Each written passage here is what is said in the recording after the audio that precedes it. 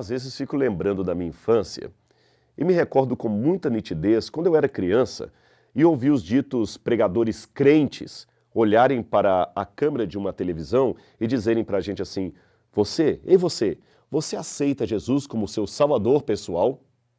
Naquele tempo, eu, por alguma razão, gostava de ouvir esses pregadores crentes, pregadores como Jim Swaggart, da Igreja Assembleia de Deus, ou Rex Humbard, da Igreja Batista.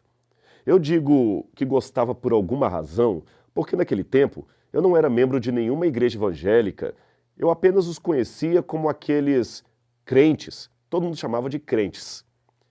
Mas, de qualquer maneira, como eu disse, eu gostava de ouvi-los. Hoje eu sou também um crente, sou adventista do sétimo dia. No entanto, eu tenho observado que houve uma mudança muito significativa no apelo que muitos pregadores fazem, especialmente os pregadores de televisão. Muitos dizem para eu aceitar a Jesus não como meu salvador pessoal, pelo contrário. A maioria parece insistir para que eu aceite a Jesus se eu tiver problemas financeiros. Eles querem que eu aceite a Jesus se eu tiver problemas emocionais. Eles querem que eu aceite Jesus se eu estou com problemas financeiros na minha conta corrente.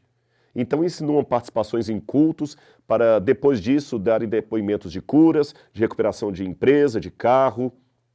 Fala-se muito em problemas de doença, dinheiro, emoção, mas não se fala mais em pecado, salvação, santificação. O que aconteceu? Eu percebo que foi uma mudança muito radical, que pode ser vista em muitos púlpitos cristãos. Já dizia o velho apóstolo Paulo, citando o Antigo Testamento: hoje, se ouvirdes a sua voz, não endureçais os vossos corações, Hebreus 3, versículo 15. Mas, já que demonstrei saudosismo dos tempos em que os pregadores insistiam para eu aceitar a Jesus como meu salvador pessoal e não como meu consultor de negócios, eu ainda faço uma pergunta hoje. O que significa, naquele tempo ou hoje, aceitar a Jesus? Essa pergunta é muito importante porque algumas expressões religiosas não são tão claras como gostaríamos que fossem. Aceitar, por exemplo, pode trazer uma ideia errada à cabeça. Geralmente aceitamos um biscoito, um chá, um presente. Aceitar uma pessoa parece complicado. Existem, porém, casos em que uma pessoa aceita a outra, assim como, por exemplo, quando uma pede a outra em namoro ou pede em casamento. É esse o sentido da expressão aplicada a Cristo.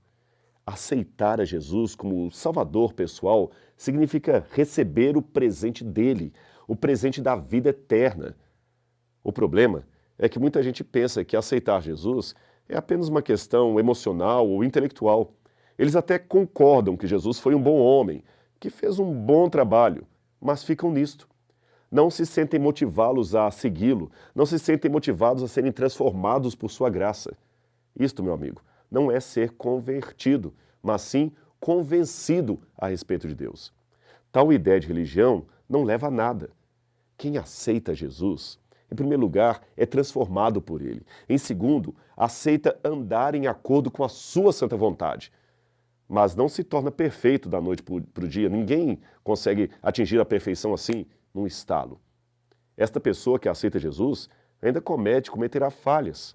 A diferença é que a graça de Cristo vai aos poucos nos moldando e dando poder para vencer a tentação e o pecado. Afinal de contas, Ele, Jesus, sabe que não podemos brincar de ser cristãos. E aqueles que aceitam a Cristo têm o mesmo sentimento.